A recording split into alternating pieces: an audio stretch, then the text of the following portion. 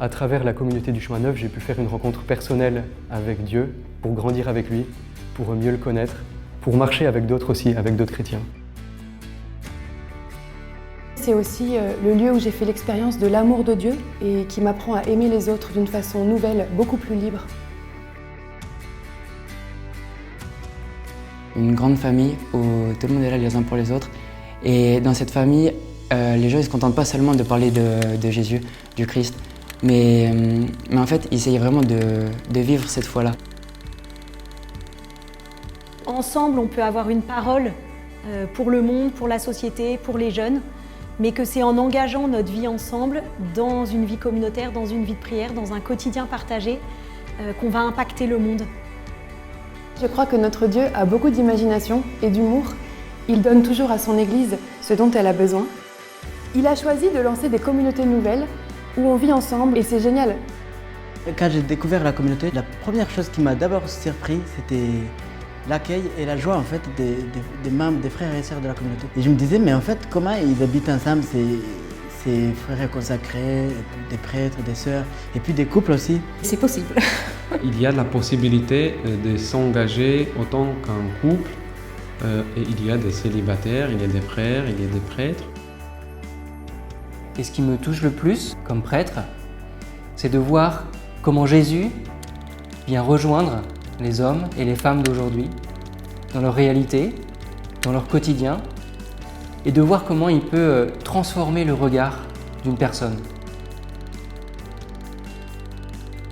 Et surtout dans la communauté, on a cette chance de pouvoir accompagner les jeunes à leur niveau d'âge, 14-18, 18-30.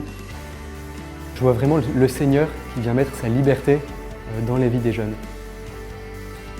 Il y avait toujours ce désir en fait, de partager ce que moi j'avais reçu, parce que je me suis découvert moi-même.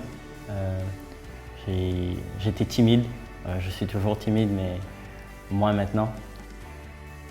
Ce qui m'a beaucoup touchée avec la communauté, c'est la disponibilité des frères et sœurs, des membres de la communauté qui sont prêts à nous écouter et qui sont toujours dans l'amour et la bienveillance avec chacun d'entre nous.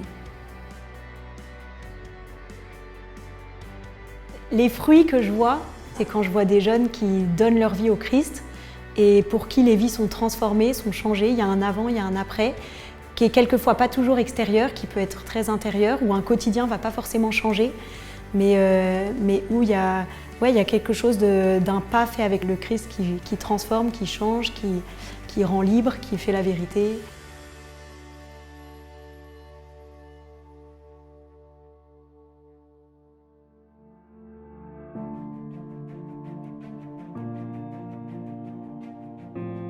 Dans la communauté, notre héritage dans la vie ignatienne, dans cette spiritualité des jésuites, on a gardé cette idée que Dieu est présent en toutes choses.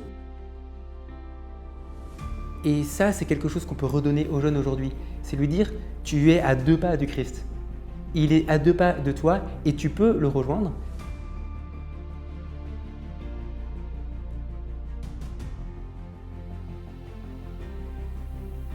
Le fait que la communauté soit née du renouveau charismatique, c'est de nous dire ta vie, c'est pas seulement tes forces, c'est la puissance de Dieu.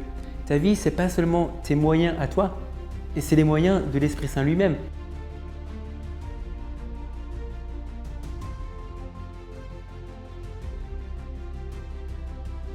Dans la communauté, si on a une passion pour l'unité, c'est parce qu'en fait, on a une passion pour la différence, pour la diversité. En fait, on se rend compte que Dieu, il nous rend forts par nos différences. Parce qu'en fait, je dois laisser la place à l'autre.